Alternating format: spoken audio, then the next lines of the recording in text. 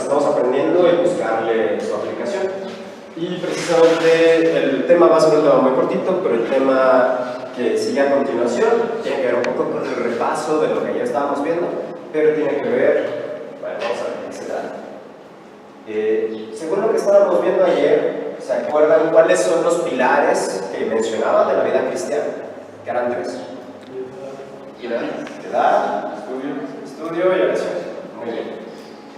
Piedad, estudio y oración. La piedad, ¿qué creen que hace en nosotros? ¿Se acuerdan qué era la piedad?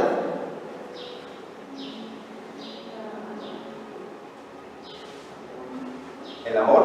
Muy bien, el amor es piedad. Pero ¿por qué no se le llama amor? Porque en lugar de amor, como pilar tenemos piedad en lugar de amor. Es como más misericordia, ¿no? Piedad es como misericordia. Ajá, es como el amor en práctica, es más en el sentido de la misericordia. Es un amor que actúa, es un amor que se encuentra con el otro. Podemos ver esto como dice la palabra, como digo. Entonces, lo que hace la piedad de nosotros, practicar el amor, lo que a nosotros hace es hacernos fuertes. El estudio de la palabra, ¿qué creen que nos haga? Sabios. Sí, ya con lo que platicábamos ayer, la mejor palabra sería hablar sobre sabios. Pero yo ahorita, la palabra que había escogido cuando hice esta presentación era hábiles. ¿Por qué? Porque el conocimiento me da capacidad de hacer. Y en el sentido de la sabiduría, el sabio es la persona que en la vida práctica, mejor dicho, el conocimiento que tiene, como veíamos, no se trata solo de información, sino que se trata de saber de la vida. Y ese saber de la vida termina llevándose en la aplicación, y por eso el estudio nos hace hábiles. Y el tercer pilar, la acción, ¿qué creen que nos hace?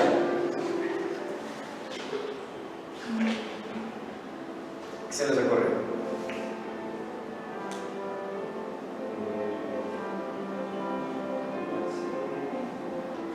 ¿Qué pasa si solo nos quedamos? Sí. Me refiero que llevar en práctica los dos anteriores, ¿no? Los dos anteriores, exactamente. En cierta forma, podríamos decir que la acción nos hace útiles. ¿Por qué? Porque sí es muy valioso, como veíamos, estar en oración, porque la oración forma parte del estudio de la acción. Vale. Entonces, el tema es acción apostólica, que es llevar esto que nosotros estamos formándonos a hacer lo que nuestro Señor nos manda, que es ir a promover o a anunciar su palabra, el Evangelio. Entonces, la fe sin obras es una fe muerta. Tenemos que llevar lo que nosotros aprendemos en oración, nuestro contacto con Dios, lo tenemos que compartir a los demás, tenemos que llevar hacia los demás. La acción apostólica es toda actividad de la iglesia que tiende a propagar el reino de Cristo por toda la tierra. Y pues hay varios pasajes en el Evangelio que nos hablan de ello. ¿Se acuerdan de lo que tiene que ver con una lámpara? Sí. ¿De qué sirve que la luz una lámpara no se enciende para cubrirse debajo de las cobijas? No me acuerdo exactamente el pasaje como dice, sino que al contrario, la luz está para ponerse en lo alto, para que ilumine, para que muestre el camino como un faro hacia los demás. Y el otro tiene que ver, la otra imagen lo asociaba un poco a lo que hablábamos antes, de ser levaduras. Tenemos que ser las personas que llevamos el reino hacia los demás. Y como nos platicaban acá, precisamente, la intención de la acción apostólica es combinar la piedad y el estudio. Dentro de piedad está lo que hablábamos de oración. Porque la piedad y el estudio nos lleva hacia la paz y la felicidad.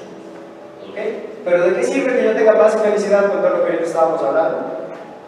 Pues la intención es de que yo pueda repartir esto de lo que yo me estoy nutriendo a los demás. Esta es la esencia de la acción apostólica. Voy a ir yo creciendo en mi fe, aprendiendo más de mi fe, de mi contacto con Dios, pero con un propósito que Jesús es el mismo que nos lo pone, que es compartir lo que yo tengo, lo que yo soy, lo que yo aprendo con los demás. ¿Por qué? Porque en eso consiste el amor. El amor consiste en ese encuentro, en ese compartir con los demás. No se trata de nada más nutrirme yo de manera individual y ser una isla, sino que yo soy parte de la sociedad, que es como lo que estábamos hablando ayer de las horas de misericordia. Muy bien. Y todo este tema lo presenté también porque se asocia a algo que el Papa Francisco dijo el día de ayer. El día de ayer, el Papa Francisco nos da este mensaje. El Señor quiere realizar uno de sus mayores milagros que podemos experimentar. Hacer que tus manos, mis manos, nuestras manos, se transformen en signos de reconciliación, de comunión, de creación. Él quiere tus manos para seguir construyendo el mundo de hoy. Él quiere construirlo contigo.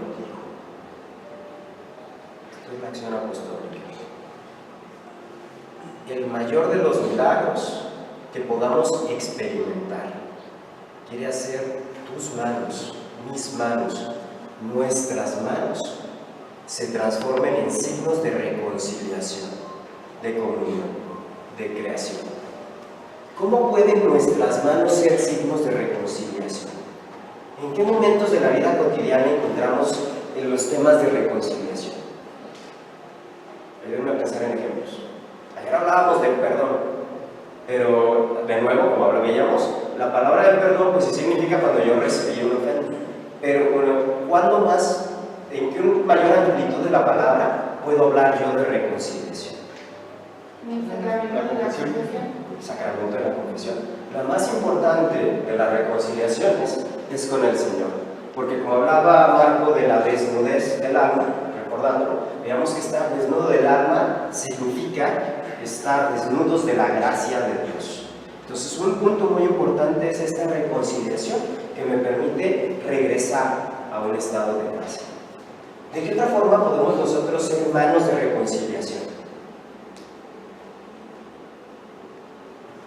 En nuestra actitud con los demás. Cuando se presenta un problema, una discordia, nosotros debemos ser estos agentes que lo que están buscando es la comunión de las personas, que lo que estamos buscando es esta conexión entre nosotros, la mejor convivencia entre nosotros, ver qué es lo que nos une, qué es lo que podemos sacar de mejor para todos y no qué es lo que podemos sacar de provecho para cada cual.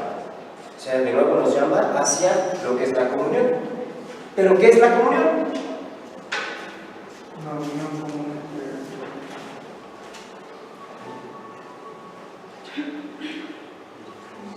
¿Qué es la comunión? Una unión común entre varios. Unión común entre varios, exactamente. Pero la comunión en la iglesia significa primero mi comunión con Dios. Estoy teniendo comunión con Dios y con Él, con toda la iglesia. ¿Quién es la iglesia? Todos nosotros. Una cosa es el templo y otra cosa es la iglesia. Cuando dices que vamos a ir a la iglesia, en realidad podría estar diciendo que vas a ir al encuentro con tus hermanos que son parte de la iglesia. Pero en realidad donde vamos es al templo. ¿Ok? La iglesia somos todos nosotros. Y la comunión, vemos que también cuando comulgamos, y era parte de lo que platicaban en una de las charlas de ayer, se hace comunión también con todos los santos. Y veíamos en la parte de ayer que todas mis acciones tienen también que ver con los demás. Todas mis obras buenas influyen en otras personas y todas mis obras negativas influyen en otras personas. ¿Por qué? ¿Qué pasa si yo tuve un mal día y estoy enojado? ¿Influirá mi mal humor con los demás? Sí. Si yo me robé algo, vamos a ponerlo así, y nadie más sabe, ¿eso tendrá acciones negativas para los demás? Sí. ¿Por qué? La persona que se lo roba. Porque no A la persona que se lo robaste súper claro, ¿no? Porque se lo quitaste. Pero y con los demás, con mi familia, ¿qué otra repercusión puede tener el hecho de que yo me robara algo a escondidas? Bueno, pues que tu familia a lo mejor, bueno, si se entera, les va a dar vergüenza y van a decir que tu hijo es un ladrón y que no es nada porque qué tal vez se lo roba y van a hacer prejuicios o sea, van a pensar cosas malas. Puede haber muchas consecuencias si sale a la luz, pero aún sin salir a la luz, tiene consecuencias muy negativas. La primera, obviamente, es en mi propia persona. Esa es la primera consecuencia muy negativa. ¿Por qué? Porque si ya robé una vez, es muy fácil que vuelva a robar otra vez y que siga siendo pues, un mayor problema. Pero también la consecuencia negativa es de que, como veíamos en la plática de ayer, nosotros todos tenemos una conciencia. Y en algún momento vamos a tener, hay momentos de lucidez en la que te confrontas con esa conciencia. Y esto afecta nuestro comportamiento con los demás.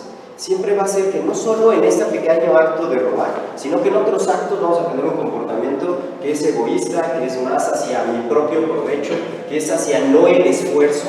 Vamos a lo mejor empezar a dar malos consejos a los demás. ¿Para qué le echas tantas ganas? ¿Para qué te esfuerzas? Si hay otras formas más fáciles de conseguir lo que tú quieres, no lo que es mejor para todos. No hay una satisfacción de lo ganado, sino que al contrario es algo arrebatado. Entonces, cosas que suenan tan simples y a lo mejor tan aparentemente que no tienen repercusión con otros, siempre la tienen. E igual cuando hacemos cosas buenas. Cuando hacemos cosas buenas, eso bueno que nosotros hacemos, ¿quién es el primer beneficiario? Nosotros somos los primeros. Incluso no hacemos como hay un episodio de Friends en donde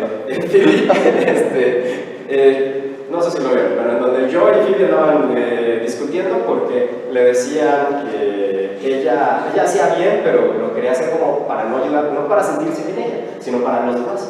Y Joey le decía que no es cierto, que siempre que hacías bien era porque tú querías sentirte bien. Y eso es falso. O sea, cuando uno hace bien, es una consecuencia de sentirse bien, pero no es porque lo estás haciendo. Si lo estás haciendo solo por esa satisfacción, pues en realidad lo estás haciendo mal. No lo estás haciendo como también platicábamos ayer, no lo estás haciendo con un amor genuino, con un encuentro real con él. Pero entonces, este estado de ánimo de ser una persona buena es como la cadena. El bien me lleva a ser más bien, el mal me lleva a ser más mal. Si yo estoy bien, si yo me siento satisfecho conmigo, mi relación con los demás va a ser mucho más plena, me voy a desenvolver mejor, las personas que se encuentran conmigo se van a sentir más a gusto y de cierta forma, como en el mundo decimos, se contagia una buena vibra, que es mucho más profundo que eso. Y también en el plano espiritual todo esto tiene una repercusión, es la repercusión más importante. En el plano espiritual, mis buenas acciones tienen consecuencias y mis malas acciones tienen consecuencias. Si yo, que a lo mejor ya conozco al Sagrado Corazón de Jesús y me consagré a Él o me consagré a María y yo le estoy ofreciendo mis actividades de esa hora o mis actividades de ese día, yo no alcanzo a tener conciencia de todo el bien que hago simplemente por hacer lo que a Dios le gusta, por hacer una obra de caridad.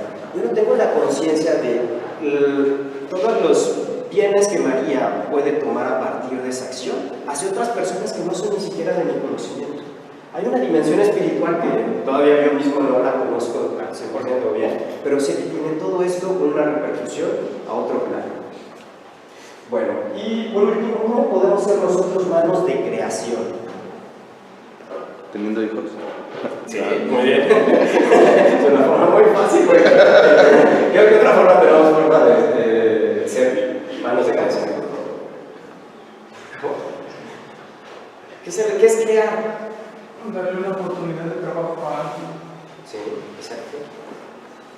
Construir, involucrarme con los demás, atender, por ahí hablaba el Papa Francisco de Laudato Si, atender al planeta, atender a una coexistencia armónica entre todos nosotros. La creación es eso, los vínculos que nos unen. Entonces, eso es lo que el Papa Francisco nos decía el día de ayer. Él quiere construir este mundo contigo, conmigo, con nosotros. Él quiere que nosotros seamos una parte activa, partícipe, que no nos quedemos nada más aislados o que no seamos indiferentes a los demás. ¿Cómo voy de tiempo? ¿Alguien tiene razón? Ok. Bueno, yo creo que lo voy a dar muy rápido a la información sobre qué es una acción apostólica, para que nos quedemos con cómo es lo ideal de hacerse. Entonces Jesús nos dice, vayan y prediquen el Evangelio. Dios quiere que todos los hombres se salven y vengan al conocimiento de la verdad. Pero ¿cómo van a lograrlo si nadie les da ejemplo de un auténtico cristianismo? Primera responsabilidad, dar ejemplo, no salir a anunciar, dar ejemplo de lo que nosotros creemos. ¿Cómo invocarán a aquel que no han oído hablar? ¿Cómo creerán sin haber oído de él, verdad? ¿Y cómo irán si nadie les predica? Esta es carta de San Pablo a los romanos. Nos está llamando a la acción. Debe ser auténtica en su motivación. La característica de la acción es auténtica en su motivación. Debe de hacerse con amor a Dios y también tenemos que tener cuidado de que esto se vuelva solamente para yo lucirme, para yo ser protagonista, para yo ser el que a lo mejor siempre está hablando, al que todos ven, al que le aplauden. Tenemos que tener cuidado en eso. Mi motivación tiene que ser de verdadero amor. También por aquí hay una parte del Evangelio que dice: yo planté, Apolo regó, pero Dios hizo crecer. Nuestra labor en la acción apostólica hay que centrarla. Mi labor solamente es echar la semillita. Y a lo mejor de repente Dios, yo soy el agua que está ayudando a esa plantita a que se nutra. Pero el que al final del día va a hacer la transformación en el corazón tiene que ser Dios. Porque también lo veíamos ayer. Todo parte de un encuentro genuino con Dios. Si yo no he tenido un encuentro genuino con Dios, todo lo demás sigue estando en la nube, sigue estando fuera de mí, sigue siendo información, pero no es algo que yo ya haya asimilado, que yo ya haya vivido. Entonces, siempre hay que centrarnos. Tú, porque vayas y le digas algo a alguien con la mejor de las intenciones, tú no eres quien lo va a convertir, tú no eres quien lo va a transformar. Si sucede, bendito Dios, porque tú te volviste sus manos. Es lo que Él quiere. Permite que Dios te utilice como sus manos. Permítete ser medio del Espíritu Santo. Y en los encuentristas, que fue cuando hice esta presentación, nos decían al final de las pláticas, que se acostumbran mucho los aplausos, ellos decían: no, aplausos a mí no. Si vamos a aplaudirle, tiene que ser al Señor. Y ellos no permitían los aplausos ni las gracias a los servidores. ¿Por qué? Porque ellos lo que están tratando de hacer para sí mismos es un acto de humildad y un acto de centrar. Esto que yo estoy haciendo es: yo soy solamente instrumento de Dios. Yo estoy siendo un servidor. Muy bien. ¿Cuáles creen que sean las condiciones para la acción apostólica? ¿Cómo debiera yo emprender una acción apostólica? Bueno, más allá. ¿Cómo definen acción apostólica? Ya hemos hablado como que de eso, pero una definición, como ¿qué creen que es la acción apostólica? De una manera así como más concreta. Es como llevar la buena nueva a los demás, ¿no? Sí, llevar la buena nueva a los demás. Una acción, como cualquier acto que rinde un fruto, pero no nada más un fruto como material, sino también un fruto espiritual. Perfecto, sí. Por ejemplo, ¿cómo te desenvuelves ante los demás? Lo que tú reflejas ante los demás. O sea, una cosa es lo que tú dices, que puede estar bien, que puede tener la mejor intención, y otra es cómo tú te comportas, cómo es tu comportamiento ante los demás. Perfecto. Muy bien, muchas gracias. Muy bien, entonces esa acción, eso que yo voy a hacer, ese compartir a los demás, ese ejemplo que voy a dar, debe de ser reflexivo, pensado y programado. También debe ser constante. Debe ser tan constante como respirar, que es lo que Néstor nos está diciendo. Tiene que ser algo de mi forma de vivir, en donde yo tengo que buscar estar dando ejemplo constante de ello. Porque el que persevera hasta el final es el que se salvará. Y esto es bien importante, porque muchas veces nos confiamos, hablando ya como de estar en gracia, del pecado, decimos: Dios siempre perdona, etc. Pero nos olvidamos de dos cosas. Uno, de la existencia del purgatorio, que a lo mejor, si a la hora del final te arrepientes y no te vas al infierno, eso no quiere decir que ya hayas llegado al cielo. Eso quiere decir que pues, a lo mejor te libraste y llegaste al purgatorio, pero todavía en el purgatorio vas a limpiar todas esas faltas de amor que tuviste hacia el prójimo, hacia Dios. Porque lo que sucede en ese momento, en el encuentro con Dios, lo ves tan grande, tan pleno, tan majestuoso, y te ves tú tan chiquito, tan miseria, y ves todas esas oportunidades en las que pudiste haber hecho algo por los demás, pero que optaste por ti, que optaste por el beneficio propio, que optaste por el egoísmo. Todo eso termina siendo un momento como de vergüenza, en la que tú le dices a Dios: es que no puedo estar porque tu grandeza me perturba, no puedo estar tan cerca de ti, necesito estar lejos, necesito ir limpiando mi alma para irme acercando a ti. Esto es un ejemplo muy típico para explicar esto, es como una fogata. Nosotros en la vida estamos tratando de buscar acercarnos a Dios. Cuando nos encontramos a Dios es como si nos encontráramos con un fuego que está ardiendo de amor, un fuego enorme de amor. ¿Quién puede estar más cerca de una fogata? El que viene de la calle fría y llega a la fogata, normalmente lo que hace es pues, estarse a una distancia en la que se siente cómodo. Pero conforme pasas tiempo en la fogata, el calor, te vas acostumbrando a él y te puedes ir acercando un poquito más hacia el fuego sin que te lastime, porque tú estás un poco más caliente. Algo así es el ejemplo como con Dios. Conforme tú en tu vida te has ido llenando del amor de Dios, es qué tan caliente estás y qué tan cerca te sientes cómodo de estar ante ese gran amor, ante ese sol de amor. Entonces, si yo en la vida estuve todo el tiempo pues, peleándole, pero no me estaba acercando mucho hacia él, y los que están más fríos pues, son los que están más lejos. El infierno es el tal cual negarle a Dios y decirle, ¿saben qué? Yo sabía mejor que tú, aunque sé que estoy mal, pero no puedo aceptar tu grandeza, no puedo aceptar que yo estuve mal tanto tiempo. Esa enorme negación de yo estoy en lo correcto y sé más que tú es como de un egoísmo pleno, es lo que lleva al infierno. Todos los demás que llegan a tener arrepentimiento y que sí reconocen a Dios y demás, lo que pasa es de que su alma está fría y tienen el purgatorio aquí limpiándose de todas esas faltas de amor, porque tienen que ir creciendo en el amor y se acercando.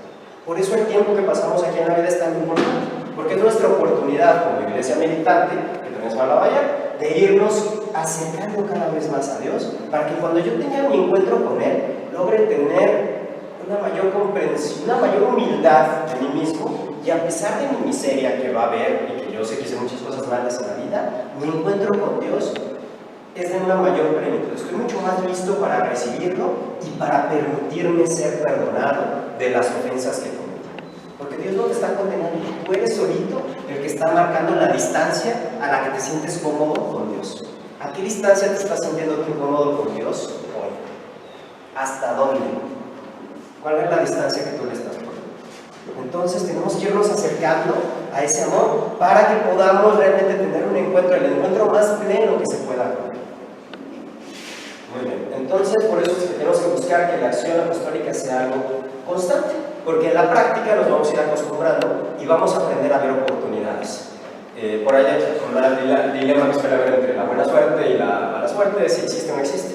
Y dicen, pues es que si uno ya tiene la mente en lo que quiere alcanzar, cuando se presenta una oportunidad, estás listo para reconocerla, estás listo para verla, y si te has ido preparando, estás listo para tomarla.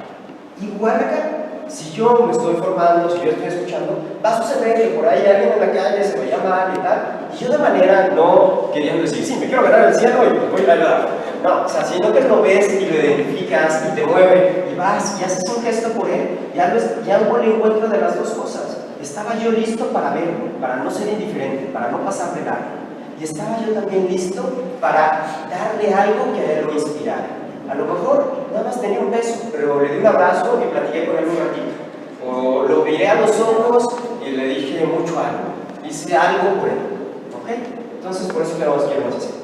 Bueno, ya vamos muy rápido porque ya llegó tu hermana. Ya llegó. Ya se sumó. Bueno,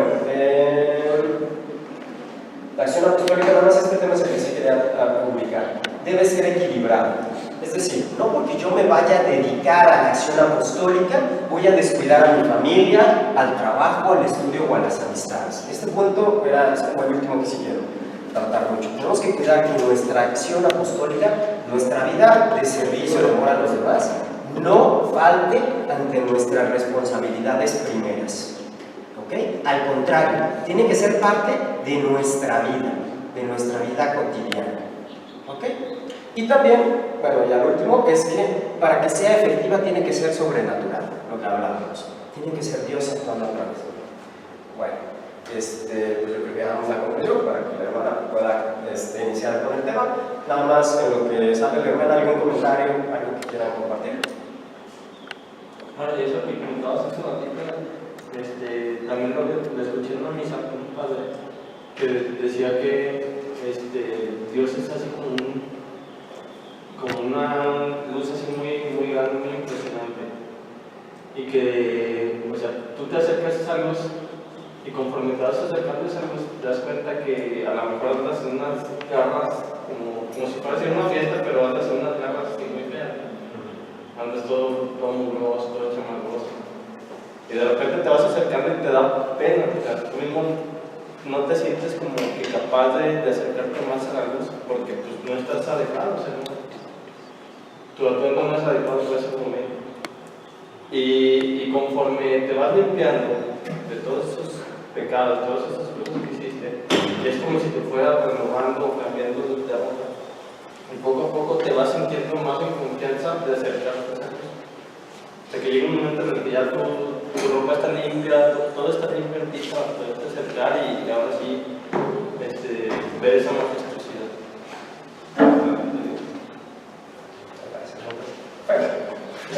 Bueno, este tema está muy relacionado con lo que hacemos nosotros como grupo, ¿no? Porque, bueno, sí tiene que ver mucho con las misiones que hacemos cada mes y que la preparamos y vemos dónde vamos y todo. Pero también creo que tiene que ver con el ejemplo que tenemos que dar como jóvenes católicos. O sea, ir haciendo todos los días y ser el ejemplo para que los demás se acerquen a él. Muchas gracias. Y a veces dijiste que no hay que poner esas cosas antes de tu vida como que pero es que la mayoría del tiempo se ponen los antes que todo y a veces se contradice. Sí. El punto que decía esto de acción apostólica es, la acción apostólica tiene que estar en equilibrio con tu vida. Porque, ¿qué pasaría si, por ejemplo, yo, por querer hacer acción apostólica, no estoy en el hogar? No estoy con mi familia, no estoy con mi esposa, no estoy con mis hijos. ¿Estoy agradando a Dios? ¿Estoy haciendo bien? No. La acción apostólica tiene que ser parte de mi vida cotidiana. O sea, tengo que tener muy claro cuáles son las prioridades en la vida y dentro de esas prioridades yo tengo que estar dando ese ejemplo que quiero dar. Y entonces, por eso, la acción apostólica primero tiene que ser con los más cercanos a mí, con las personas que convivo todos los días. Con ellos tiene que ser la acción apostólica. Y por eso la acción apostólica, el apostolado, el ser hijo de Dios, el llevar el evangelio, no significa que es algo, como se veía, que solo se trata de estar ahí metidos en el templo, orando todo el día y no tener relación con los demás. No, se trata que esto tiene que ser parte de la vida diaria, de la vida cotidiana, de mi quehacer, de toda la cuestión, de todo el mundo. Ángel. Nada más eso que preguntó antes, que eso, no sé si así sea en general, pero en mi casa lo conocemos como un fervoris, de que llega un punto en el que estás tan metido, pues sí, en las cosas de la iglesia y todo, que descuidas todo, y ha llegado un punto en el que pues, se pierde ese equilibrio y pues ahí está. Sí. No me acuerdo cómo es la frase, pero que dice la virtud en medio. Sí. Porque hay personas que solamente lo hacen, o sea, empiezan a orar, pero solo cuando ellos necesitan, no cuando, porque no es como de que, ay, es que tengo que rezar a fuerza, no. Lo tienes que hacer con corazón, lo tienes que hacer con fe, porque si no lo haces, pues de nada sirve. Es la conciencia de la que también hablábamos, esa conciencia de lo estoy haciendo por rutina, lo estoy haciendo por conveniencia, o lo estoy haciendo con un encuentro real con Dios. Y ya ves que está ahí la frase de que uno nunca ve cómo va, pero que no te preocupes por lo demás y lo demás se dará por ahí en el cura y todo eso. Primero el reino de Dios y su justicia divina y todo lo demás se dará por añadidura. Y le puedo decirles que es verdad, pero muchas cosas se van resolviendo muy solitas, de manera natural. Muy bien, pues entonces vamos a darle las gracias a la hermana Marilena que nos acompaña el día de hoy. Ella nos va a ayudar a platicarnos sobre el siguiente tema. ¿Va a ocupar el proyector en una computadora? Perfecto, entonces voy a bajar la pantalla para que podamos estar. Buenos días.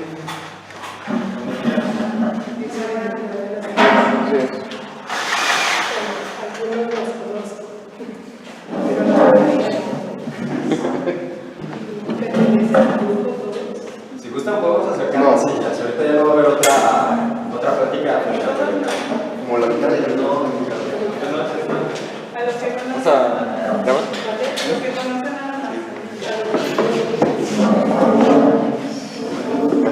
Una muy breve presentación o introducción.